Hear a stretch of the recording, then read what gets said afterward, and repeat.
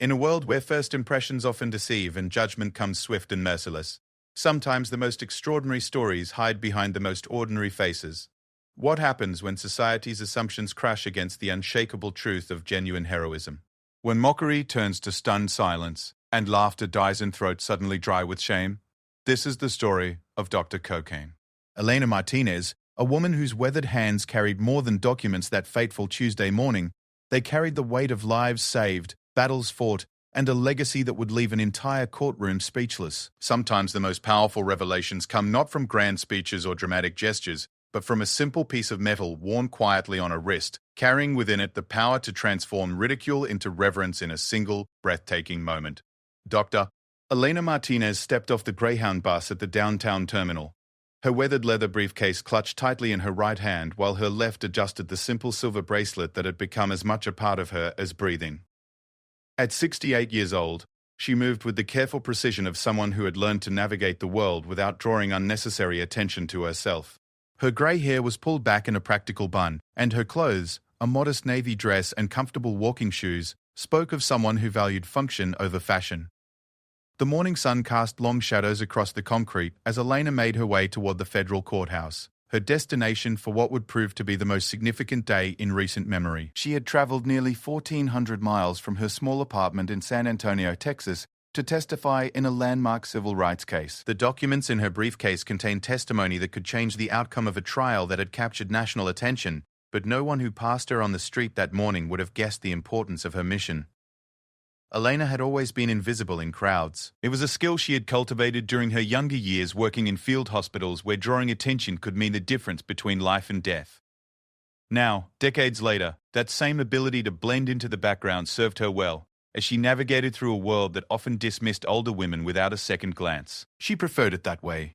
Recognition had never been something she sought, even when she had earned it in spades. The courthouse steps loomed before her, and Elena paused for a moment to gather her thoughts. This case involved a young veteran who had been denied proper medical care at a VA hospital, leading to complications that had nearly cost him his life. Elena's testimony, based on her decades of experience in military medicine and her intimate knowledge of battlefield trauma, could provide the expert opinion needed to secure justice for the young man. She had volunteered her services pro bono, as she had done countless times before throughout her retirement. As she climbed the marble steps, Elena noticed the clusters of people gathered outside the courthouse. Reporters, activists, family members, and curious onlookers had all come to witness what many considered a David versus Goliath battle between an injured veteran and the massive bureaucratic machine of the Veterans Administration. The energy was electric, charged with the tension that comes when justice hangs in the balance.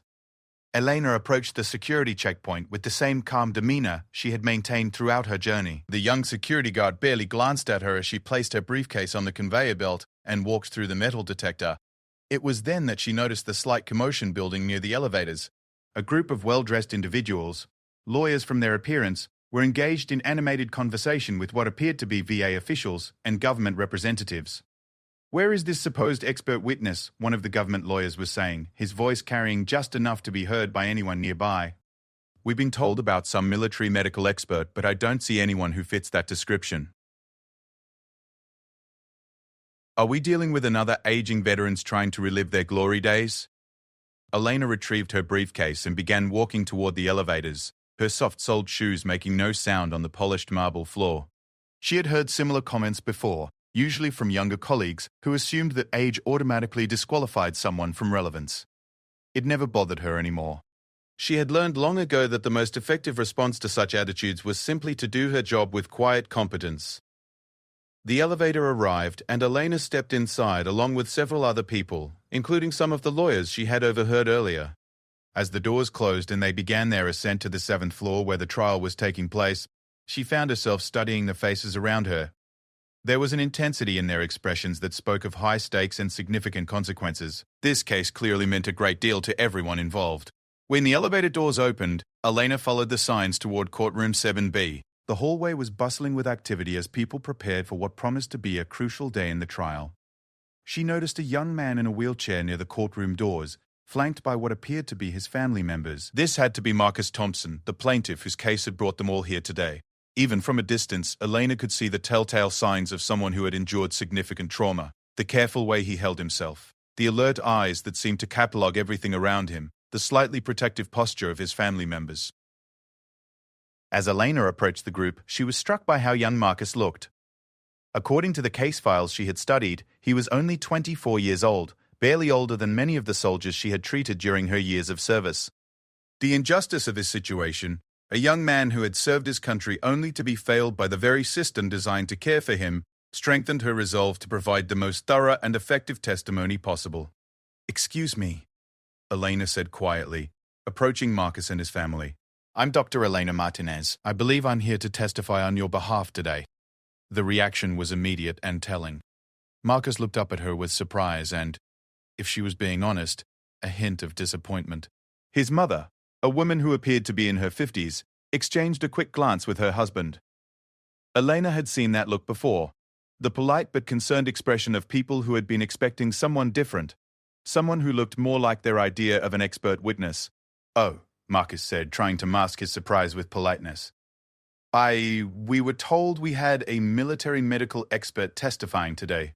Are you sure you're in the right place?" Elena smiled gently, understanding the confusion. On paper, her credentials were impressive. In person, she looked like someone's grandmother who might have gotten lost looking for the gift shop. She had encountered this disconnect many times over the years and had learned to handle it with patience and grace. "I'm quite sure," she replied, her voice carrying the quiet confidence of someone who had nothing to prove. "I reviewed your medical files last week. You sustained shrapnel injuries to your abdomen during your deployment in Afghanistan, followed by what appears to have been inadequate follow-up care that led to internal complications." Marcus's expression changed slightly as Elena demonstrated her familiarity with his case. However, before he could respond, they were interrupted by the arrival of the same group of government lawyers Elena had noticed earlier. The lead attorney, a man in his 40s with perfectly styled hair and an expensive suit, approached their group with the confidence of someone accustomed to controlling every room he entered. "Mr. Thompson," the lawyer said, extending his hand toward Marcus with a smile that didn't reach his eyes. "Richard Patterson, representing the Veterans Administration. I understand you've brought some interesting witnesses to testify today." His gaze swept over the assembled group and settled briefly on Elena before moving on, clearly dismissing her as irrelevant to the proceedings. It was a mistake he would remember for the rest of his career, but at that moment his assumption seemed perfectly reasonable to him. Elena, for her part, simply observed the interaction with the same quiet attention she had once given to battlefield conditions, gathering information, assessing the situation, preparing for what would come next. "We're ready to proceed whenever the court is," Marcus replied, his voice carrying a strength that belied his physical condition.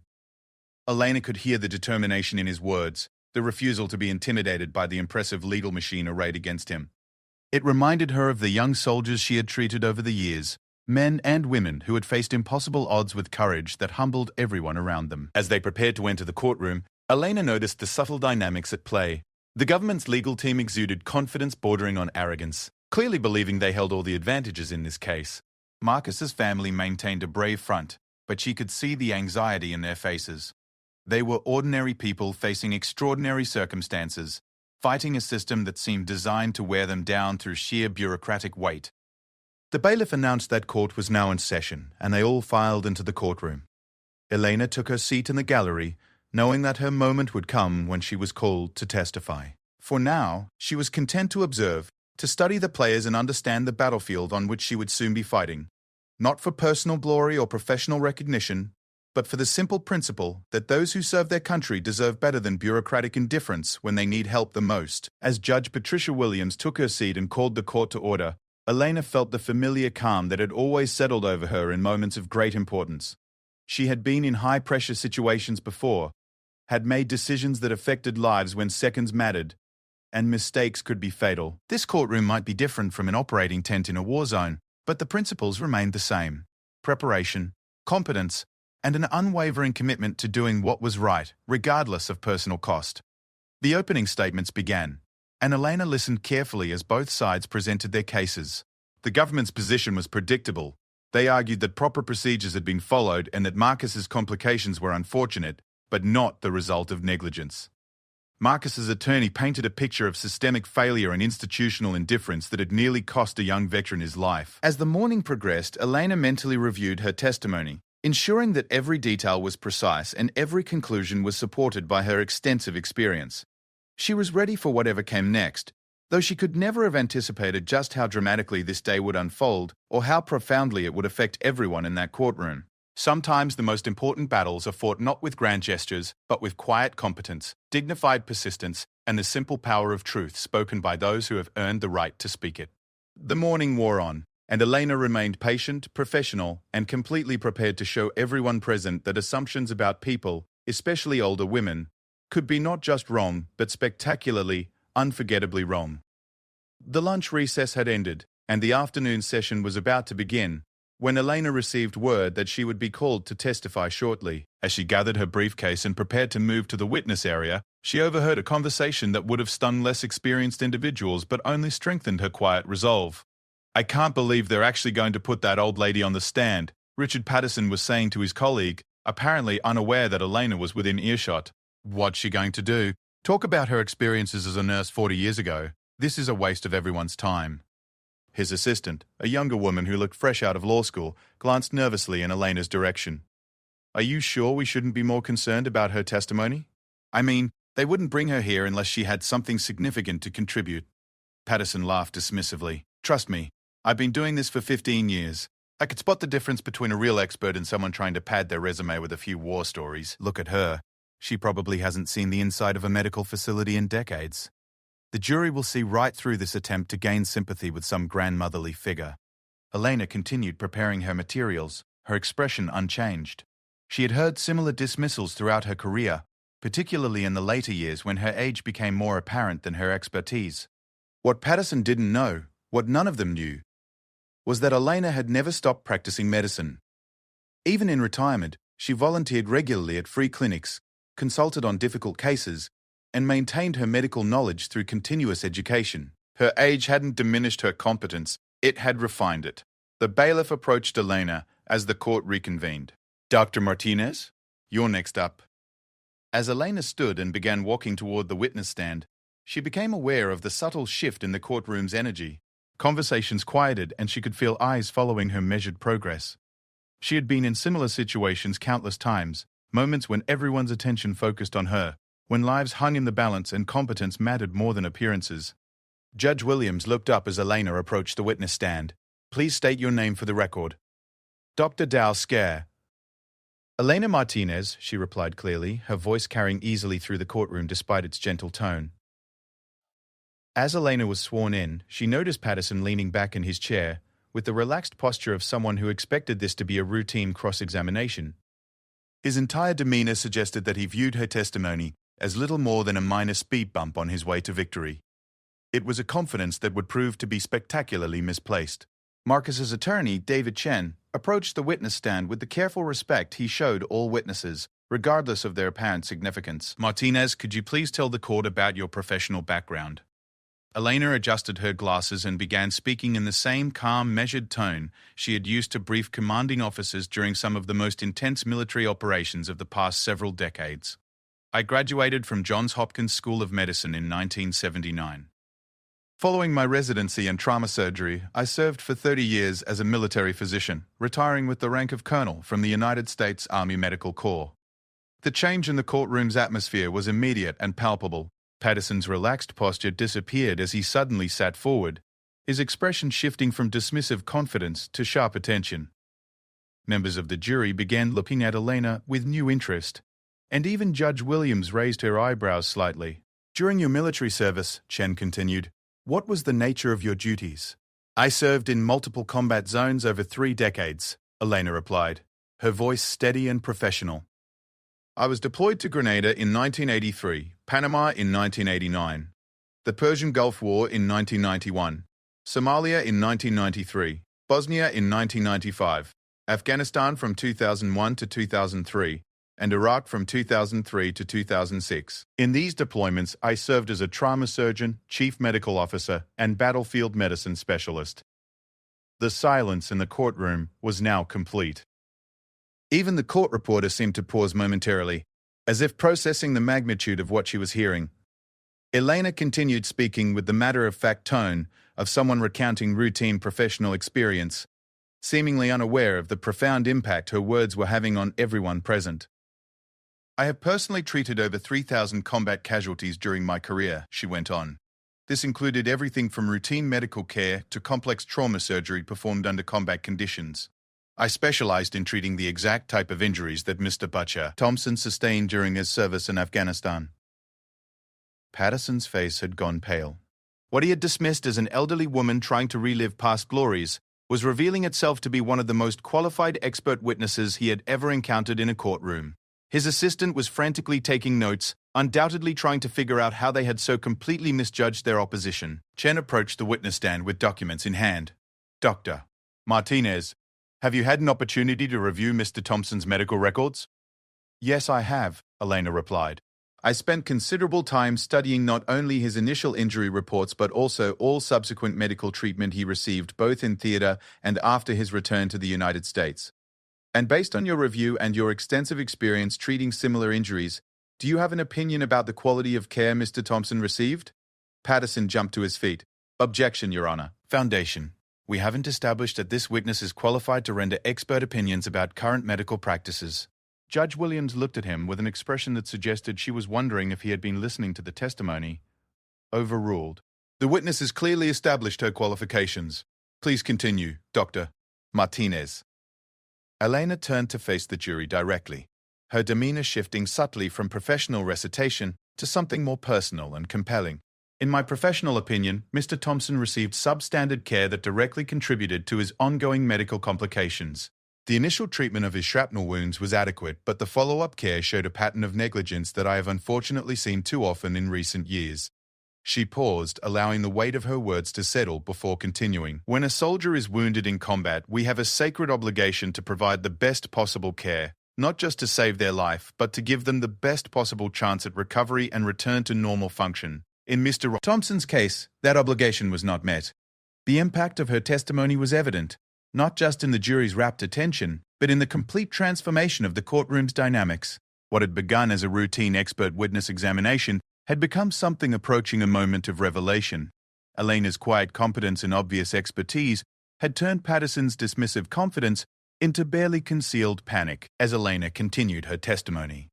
Describing in precise medical detail the failures in Marcus's treatment, she became aware of a subtle shift in how people were looking at her. The dismissive glances and polite skepticism had been replaced by genuine respect and attention. It was a transformation she had experienced many times over the years, but it never ceased to remind her of how dangerous assumptions could be.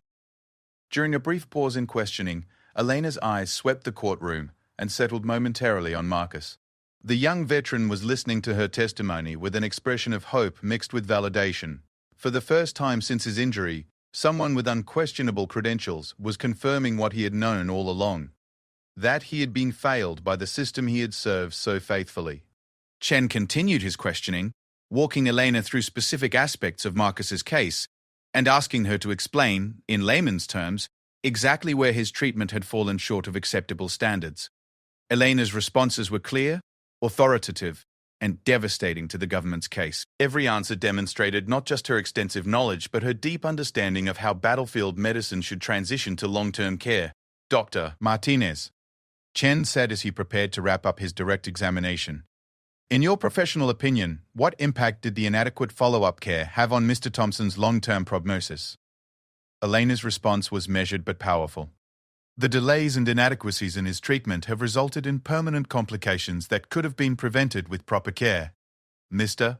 Thompson will live with the consequences of these medical failures for the rest of his life, consequences that were entirely avoidable with appropriate attention and treatment. When Chen indicated that he had no further questions, Judge Williams looked toward the defense table. Mr. Patterson, your witness. Patterson rose slowly, his earlier confidence completely evaporated. Elena watched him approach with the same calm attention she had given to countless challenging situations over the years.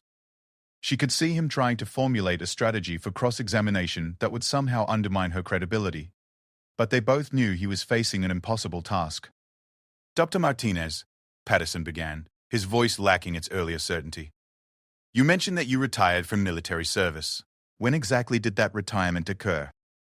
I retired from active duty in 2011, Elena replied evenly. So it's been over a decade since you were actively practicing military medicine? Elena's slight smile suggested she had anticipated this line of questioning. My retirement from active military duty didn't end my involvement in medicine, Mr. Patterson. Since 2011, I have continued to practice medicine through volunteer work at veterans clinics, consultation on difficult cases, and ongoing education to maintain my medical knowledge and certifications. Patterson pressed on, clearly hoping to find some weakness in her credentials. But surely medical practices and protocols have evolved significantly since your active service? They have indeed, Elena agreed, which is why I have made it a point to stay current with all developments in trauma medicine and veteran care. In fact, I served on the committee that developed many of the current protocols for treating the exact type of injuries Mr. Thompson sustained. The courtroom fell silent again as the full implications of Elena's response sank in. Not only was she qualified to comment on Marcus's treatment, but she had actually helped develop the standards by which that treatment should be judged. Patterson's attempt to undermine her credibility had instead revealed another layer of her extraordinary qualifications. As Patterson continued his increasingly desperate cross-examination, it became clear to everyone present that he was not just losing this battle, he was being thoroughly outmaneuvered by an opponent he had initially dismissed as irrelevant. Elena answered each question with the patience and precision of someone who had nothing to hide and everything to offer. The afternoon wore on, and Elena's testimony continued to build an overwhelming case for the plaintiff.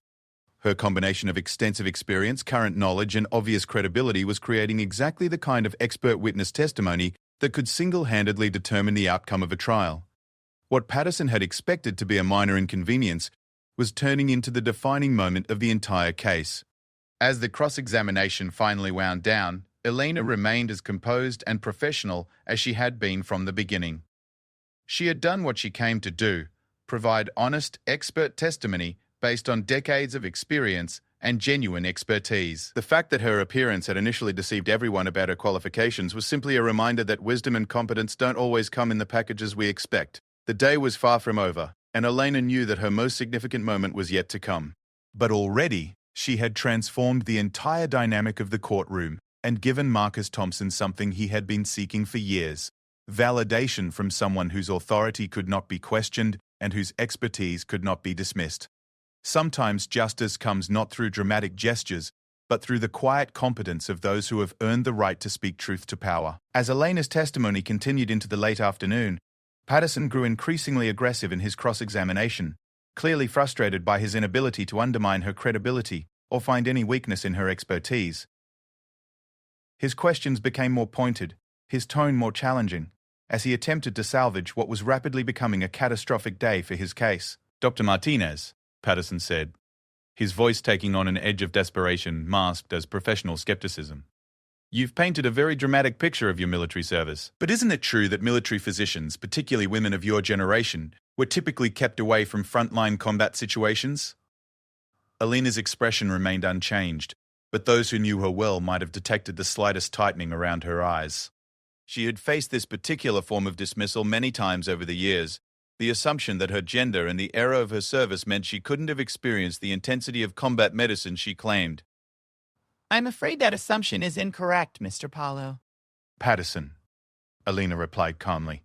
"Military physicians go where the wounded are, regardless of gender or theoretical safety zones. Combat doesn't recognize bureaucratic boundaries or gender restrictions when soldiers need immediate medical attention." Patterson sensed he might have found an angle of attack and pressed further. "But surely you weren't actually performing surgery under fire, as you seem to be suggesting." Elena looked directly at the jury as she responded, her voice carrying a quiet authority that filled the courtroom. "During Operation Desert Storm, I performed emergency surgery in a field hospital that came under direct artillery attack. We continued operating while the facility was being shelled because the patient on my table would have died if we had stopped. During my deployment to Afghanistan, I regularly treated wounded soldiers in forward operating bases that were under active combat conditions." The courtroom was absolutely silent now, hanging on every word. Elena's matter-of-fact recounting of experiences that most people could barely imagine was having a profound impact on everyone present.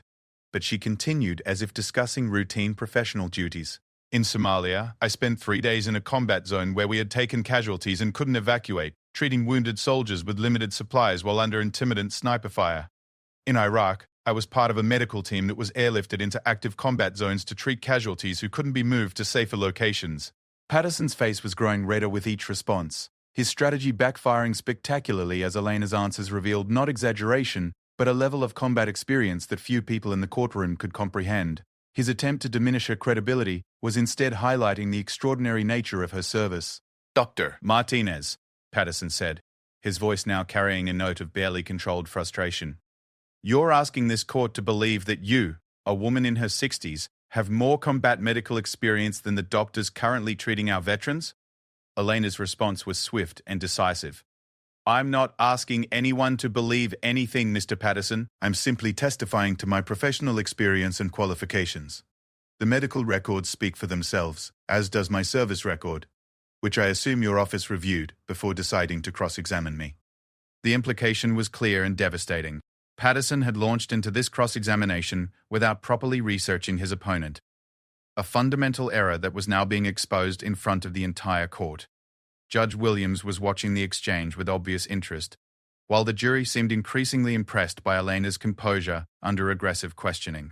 Patterson made one final attempt to undermine her testimony. "Dr. Martinez, isn't it possible that your advanced age might affect your ability to accurately assess current medical practices and standards?" The question hung in the air like a challenge, and Elena took a moment before responding, her slight pause somehow making her eventual answer more powerful. "Mr. Patterson, experience doesn't diminish with age, it accumulates. My decades of practice have given me perspective that younger physicians simply cannot have. I've seen how medical practices evolve, how bureaucratic pressures affect patient care, and how the same mistakes get repeated when institutional memory is ignored." She leaned forward slightly, her voice taking on a more personal tone without losing its professional authority. "The young soldiers I treated in my early deployments are now the age of the doctors treating today's veterans. I've seen the entire arc of military medicine over the past 30 years, which gives me a unique perspective on both where we've been and where we're going."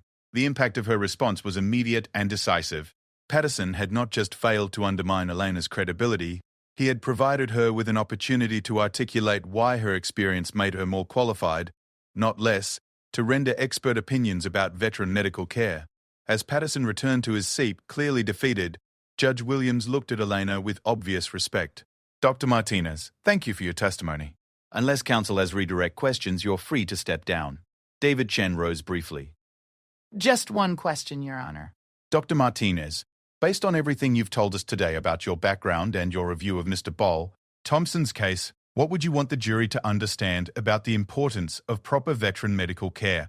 Elena turned to face the jury directly, and when she spoke, her voice carried the weight of 30 years of combat experience and thousands of lives touched. "Every veteran who comes through our medical system has earned our very best effort. They've put their lives on the line for our country, and when they're wounded in that service, we have a sacred obligation to provide them with the highest quality care possible." She paused, her eyes moving across the faces of the jurors, each of whom seemed to be hanging on her every word. "Mr. Thompson is not asking for anything more than what he earned through his service and his sacrifice.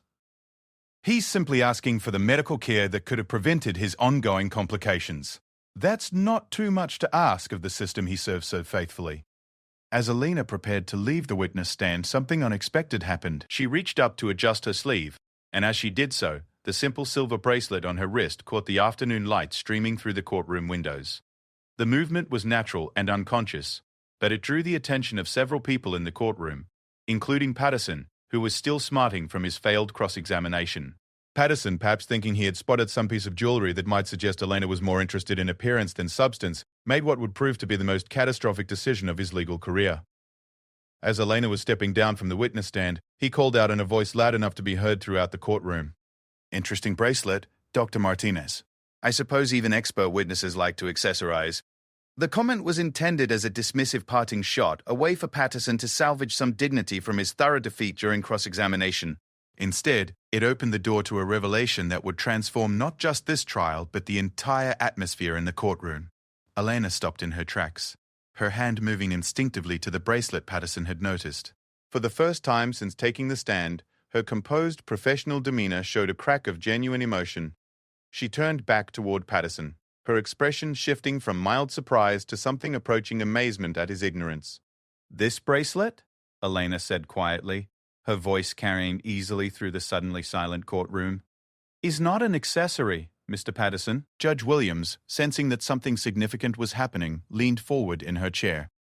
Dr. Martinez, if you'd like to respond to counsel's comment, please feel free to do so. Eleanor looked around the courtroom, taking in the faces of the jury, the attorneys, Marcus and his family, and the gallery full of observers. What Patterson had meant as a dismissive comment had inadvertently opened the door to something Elena had never intended to discuss in her testimony. Something that would change everyone's understanding of exactly who she was and what she had accomplished. This bracelet, Elena continued, her voice growing stronger, contains a small medallion. The medallion bears the image of the Medal of Honor. The courtroom erupted. Not in noise, but in a kind of collective intake of breath that seemed to suck all the sound out of the room. Patterson's face went white as the implications of what Elena had just said began to sink in. Members of the jury were leaning forward in their seats. Judge Williams was staring at Elena with an expression of amazement. Elena continued speaking, her voice now carrying the quiet dignity of someone who had never sought recognition but was now compelled to claim it. I received the Medal of Honor in 2007 for actions taken during my deployment to Iraq. I've never mentioned it because I didn't feel it was relevant to my medical testimony. The silence that followed was profound and complete. Patterson looked as though he might be physically ill. His dismissive comment about accessorizing had just revealed that he had been cross-examining not just a distinguished military physician, but one of the most decorated soldiers in American history. Elena's revelation recontextualized everything that had happened in the courtroom that day. Her calm under aggressive questioning, her matter-of-fact recounting of combat experiences, her unshakable professional competence, all of it suddenly made perfect sense when viewed through the lens of her extraordinary service and recognition. Marcus Thompson, still seated in his wheelchair, was staring at Elena with an expression of awe that bordered on disbelief. He had hoped for an expert witness who could validate his claims about inadequate medical care. Instead, he had received testimony from someone whose credibility was literally beyond question. A Medal of Honor recipient whose word carried the weight of the highest honor the nation could bestow. As the full impact of Elena's revelation settled over the courtroom, it became clear that this case had just taken a turn that no one could have anticipated. Patterson's attempt at a dismissive parting shot had instead opened the door to the most dramatic moment in what was already shaping up to be an unforgettable trial. Elena remained standing beside the witness stand, her hand still resting on the simple silver bracelet that had just transformed her from an impressive expert witness into something approaching a living legend. The afternoon sun continued to stream through the courtroom windows, but everything else about the day had just changed fundamentally and irreversibly. The case that had begun with mockery and dismissal had just encountered the unshakable force of genuine heroism, and nothing would ever be the same again. The revelation about Elena's Medal of Honor had created a moment of suspended reality in the courtroom. Judge Williams was the first to break the silence, her voice carrying a reverence that hadn't been there moments before. "Dr. Martinez," the judge said carefully, "would you mind sharing with the court the circumstances that led to your receiving the Medal of Honor?" Elena hesitated for a moment, clearly uncomfortable with the attention her bracelet had inadvertently drawn. Throughout her career, she had been someone who preferred to let her work speak for itself rather than her accolades. But Patterson's dismissive comment had opened a door that couldn't be easily closed. "Your Honor," Elena replied quietly, "I've always believed that my service record wasn't relevant to my medical testimony about Mr. Thompson's case. I came here to discuss his treatment, not my own experiences." "I understand," Judge Williams responded, "but given the circumstances and the questions that have been raised about your qualifications, I think the court would benefit from understanding the full scope of your military service." Elena looked around the courtroom once more, taking in the faces of people who had gone from dismissive to respectful, to now something approaching reverent. She could see Marcus leaning forward in his wheelchair, his eyes bright with a hope and validation he hadn't felt since his injury. It was that look that convinced her to continue. "On March 15, 2006, Elena began, her voice steady despite the obvious difficulty she had discussing her own heroism, our forward operating base in Anbar province came under sustained attack. We had taken multiple casualties, including several soldiers with life-threatening injuries who couldn't be evacuated due to the intensity of the fighting." The courtroom was absolutely silent as Elena continued her account. Even the court reporter seemed to be holding her breath, not wanting to miss a word of what was clearly an extraordinary story. The medical facility took a direct hit from a rocket-propelled grenade that collapsed part of the structure and started a fire. We had 4 soldiers in critical condition who couldn't be moved, and the evacuation helicopters couldn't land due to enemy fire. Elena paused, her hand unconsciously moving to touch the bracelet that had started this unexpected revelation.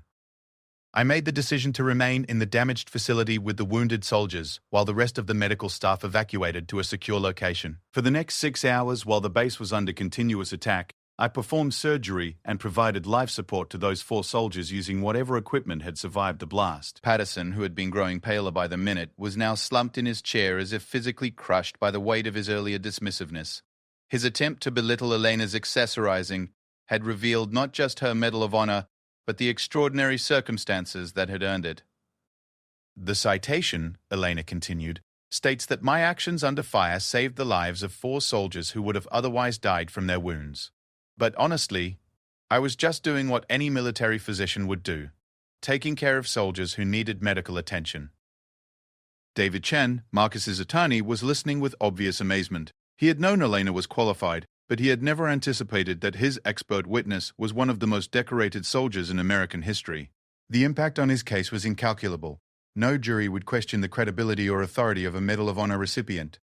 Judge Williams looked around the courtroom, clearly aware that they were witnessing something extraordinary. Dr. Martinez, thank you for sharing that with us. I think I can speak for everyone here when I say that we're honored by your presence and your service. Elena nodded graciously, but seemed eager to return to the matter at hand. Your Honor, if I may, I'd like to address something that Mr. Patterson raised during his cross-examination about the relevance of my experience to current veteran care. Please proceed, Judge Williams replied. Eleanor turned to face the jury, and when she spoke, her voice carried not just the authority of medical expertise, but the moral weight of someone who had literally put her life on the line for others. The reason I continue to be involved in veteran medical care, the reason I testified in this case pro bono, is because I've seen firsthand what happens when we fail the soldiers who have served our country. She gestured toward Marcus, her expression softening as she looked at the young veteran. Every soldier who comes through our medical system deserves the same level of care and commitment that we would want for our own children. Mr. Thompson's case represents a failure not just of medical care, but of our fundamental obligation to those who have served. The impact of her words was immediate and profound. Several jury members were visibly moved, and Marcus himself was struggling to contain his emotions as he listened to someone with Elena's credentials advocate so passionately on his behalf. Elena continued, her voice growing stronger as she spoke about the issues that had driven her to volunteer her expertise. I've spent the last 15 years since my military retirement working with veteran organizations, consulting on difficult cases, and advocating for improved care precisely because I've seen too many cases like Mr. Thompson's. When someone has earned the right to proper medical care through their service and sacrifice, providing anything less is not just poor medicine, it's a betrayal of our values as a nation. Patterson, clearly realizing that any further cross-examination would only dig him deeper into a hole of his own making, remained silent. His earlier confidence had been replaced by what appeared to be a genuine sense of shame at how he had initially dismissed Elena and, by extension, the importance of Marcus's case. As Elena prepared to conclude her testimony, she addressed the courtroom with the same quiet dignity she had maintained throughout the day. I didn't come here to discuss my military decorations or to impress anyone with my service record. I came here because Marcus Thompson, like thousands of other veterans, deserves better than what he received. My credentials don't make my opinion more valid, the evidence does. But if my service gives weight to my testimony about the importance of proper veteran care, then I'm glad Mr. Patterson asked about my bracelet. The irony was not lost on anyone in the courtroom. Patterson's dismissive comment, intended to belittle Elena, had instead provided her with the platform to reveal credentials that transformed the entire dynamic of the trial. What had been a strong expert witness had become an unassailable voice for veteran rights. As Elena finally stepped down from the witness stand, the courtroom remained silent for several moments. Judge Williams was the first to speak, her voice carrying a solemnity that reflected the gravity of what they had all just witnessed. Ladies and gentlemen of the jury, the judge said, we'll take a brief recess before proceeding with closing arguments. I think we could all use a moment to process what we've just heard. As the court recessed, Elena found herself surrounded by people wanting to thank her for her service, her testimony, or simply to shake the hand of a Medal of Honor recipient. She accepted their thanks graciously, but seemed most moved by Marcus Thompson, who had wheeled his chair over to where she was gathering her materials. Dr. Martinez, Marcus said, his voice thick with emotion, I can't begin to thank you for what you've done here today. Not just the testimony, but everything. I felt like I was fighting this battle alone for so long. Elena looked down at the young veteran with the same compassion she had shown to thousands of wounded soldiers over the years. You were never fighting alone, Marcus. There are many of us who believe you deserve better than what you received. Today just gave us a chance to say so, in a forum where it might make a difference. As the recess continued, word of Elena's revelation began to spread beyond the courtroom. Court personnel, journalists, and observers were all discussing the extraordinary turn the trial had taken. What had begun as a routine medical malpractice case had become something approaching a civics lesson in the importance of honoring our obligations to veterans. Patterson, meanwhile, was engaged in what appeared to be a very uncomfortable conversation with his superiors from the Veterans Administration. The optics of having aggressively cross-examined a Medal of Honor recipient who was advocating for a wounded veteran were obviously problematic for any organization that claimed to serve those who had served the country. As the recess wound down and court prepared to reconvene for closing arguments, it was clear that Elena's testimony had fundamentally altered the trajectory of the trial. Her expertise had been devastating to the government's case, but the revelation of her Medal of Honor had elevated the proceedings beyond a simple legal dispute to something approaching a moral reckoning. Elena took her seat in the gallery, her simple silver bracelet now the subject of respectful glances rather than dismissive comments. She had never sought the spotlight, never wanted her personal accolades to overshadow her professional work. But sometimes circumstances force recognition upon those who have earned it, and sometimes that recognition serves a purpose greater than personal comfort. As the attorneys prepared for their closing arguments, it was clear that Elena's presence had given Marcus Thompson something that had been missing from his case. Not just expert validation of his claims, but a moral authority that transformed his personal struggle into a broader statement about our obligations to those who serve. The case that had begun with mockery was about to conclude with what might be the most powerful closing arguments any of them had ever witnessed. The afternoon sun was setting through the courthouse windows, casting long shadows across a courtroom that had been forever changed by the quiet dignity and extraordinary service of a woman who had been initially dismissed as irrelevant. Sometimes justice comes not through legal maneuvering, but through the simple power of truth spoken by those who have earned the absolute right to speak it. Elena sat quietly, ready for whatever came next, secure in the knowledge that she had done what she came to do, provide honest testimony in service of someone who deserved better than he had received. The fact that her testimony had become something more significant than anyone had anticipated was simply a reminder that the most important stories often come from the most unexpected sources. Closing arguments began with an atmosphere unlike anything the courthouse had experienced in recent memory. David Chen, Marcus's attorney, approached the jury with a confidence that had been transformed by Elena's testimony from hopeful determination to absolute certainty. "Ladies and gentlemen of the jury," Chen began, his voice carrying the weight of everything that had transpired that day, "we began this trial with a simple question. Did the Veterans Administration provide adequate medical care to Marcus Thompson? After today's testimony, I think we all know the answer to that question." Chen gestured toward Elena, who sat quietly in the gallery, her presence now commanding a respect that had been entirely absent that morning. "Doctor, Elena Martinez didn't come here today to impress us with her credentials or to seek recognition for her extraordinary service to our country. She came here to tell us the truth about medical care, and in doing so, she has provided us with something far more valuable than expert testimony. She has given us moral clarity." The jury hung on every word as Chen continued, his closing argument elevated by the undeniable authority Elena had brought to the case. When a Medal of Honor recipient tells you that a veteran has been failed by the system, you don't need to be a medical expert to understand the significance of that statement. When someone who has literally risked her life to save soldiers tells you that proper care could have prevented Marcus Thompson's ongoing complications, that testimony carries a weight that no amount of bureaucratic explanation can diminish. Patterson's position had become impossible. His closing argument, which had been prepared before Elena's testimony revealed her full credentials, now seemed not just inadequate, but almost insulting given the circumstances.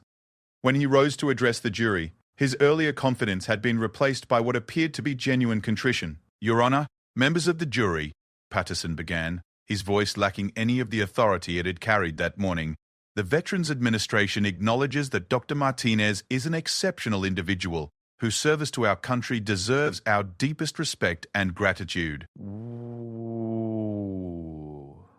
It was a far cry from his dismissive comments about some old lady trying to relive past glories. Patterson continued, clearly trying to salvage something from a case that had become indefensible. "However, we must remember that even respected experts can have differences of opinion about medical care, and that Monday morning quarterbacking is always easier than making decisions in real time with limited information. The argument fell flat with the jury, who had heard Elena's careful, detailed analysis of Marcus's case and her explanation of exactly where his care had fallen short of acceptable standards. Patterson's attempt to characterize her testimony as second-guessing seemed particularly tone-deaf, given her extensive experience making life-and-death medical decisions under far more challenging circumstances than any civilian hospital would ever face. As Patterson concluded his closing argument, it was clear that Elena's testimony had done more than just provide expert validation for Marcus's claims. It had elevated the entire case to a level where legal technicalities seemed irrelevant compared to the moral imperative of properly caring for wounded veterans. Judge Williams instructed the jury before they retired to deliberate, her words carrying a solemnity that reflected the gravity of what they had witnessed. Ladies and gentlemen, you have heard extraordinary testimony today from all witnesses. Your job is to determine, based on the evidence presented, whether the care provided to Mr. Thompson met the standards that our veterans deserve. I trust you will give this matter the careful consideration it deserves. As the jury retired to deliberate, the courtroom atmosphere remained charged with the emotional impact of Elena's testimony. Marcus and his family waited anxiously, their hopes now buoyed by the support of someone whose authority could not be questioned. Elena remained in the gallery, accepting the quiet thanks of various court personnel and observers who had been moved by her unexpected revelation. The deliberation lasted less than 2 hours, remarkably quick for a case that had seemed complex just that morning. When the jury returned, their demeanor suggested that Elena's testimony had indeed provided the clarity Chen had promised in his closing argument. "Has the jury reached a verdict?" Judge Williams asked. "We have, Your Honor," the jury foreman replied, his voice carrying a gravity that suggested the significance of their decision had not been lost on any of the jurors. In the matter of Thompson versus the Department of Veterans Affairs, on the question of whether the defendant provided adequate medical care to the plaintiff, how do you find plaintiff? We find in favor of the plaintiff, Your Honor. The courtroom erupted in a way it hadn't all day, with Marcus's family embracing each other and supporters in the gallery applauding. Elena watched the scene with quiet satisfaction, knowing that her testimony had played a crucial role in securing justice for a young veteran who had been failed by the system he had served so faithfully. But the jury wasn't finished. The foreman continued, his voice cutting through the celebration.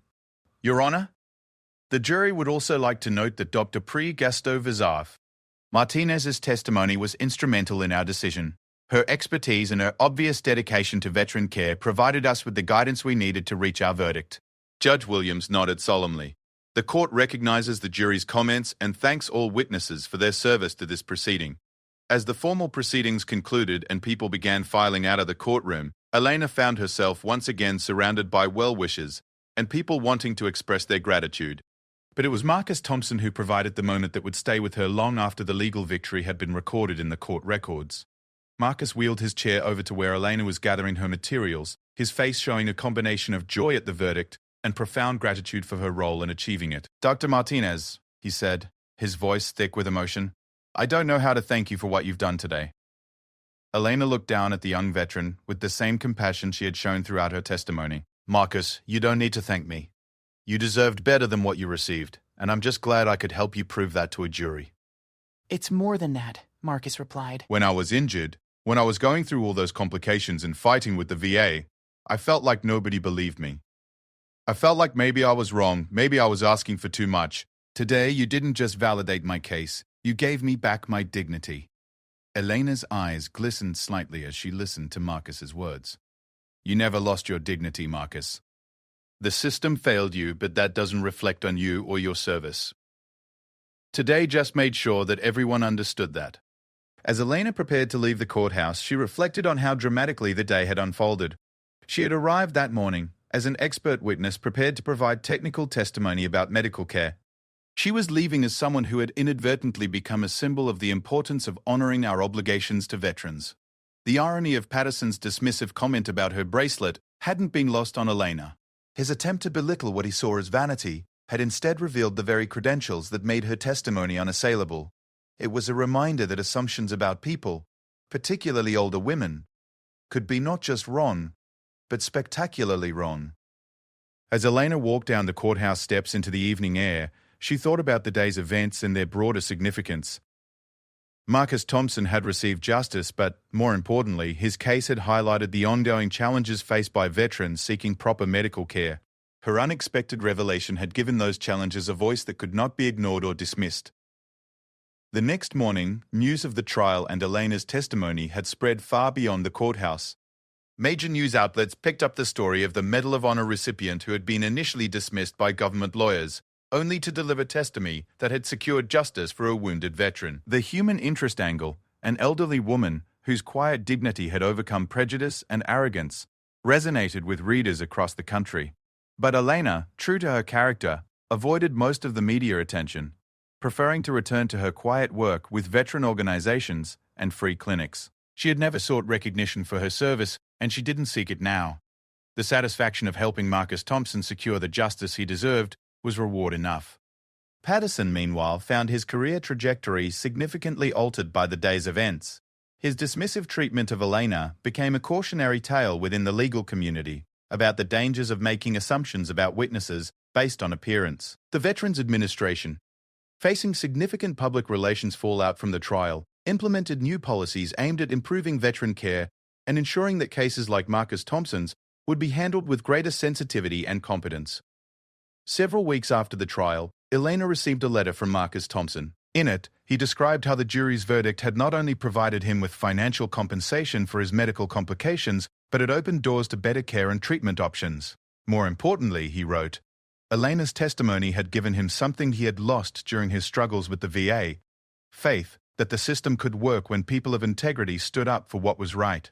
Elena kept the letter in her desk drawer next to other correspondence from veterans whose cases she had supported over the years. It served as a reminder of why she continued to volunteer her expertise in service of those who had served their country. The recognition that had come from the trial was gratifying, but the knowledge that her work made a real difference in people's lives was far more meaningful. The simple silver bracelet that had sparked such an extraordinary chain of events continued to rest quietly on Elena's wrist, its significance known now to those who had witnessed its revelation in that courthouse.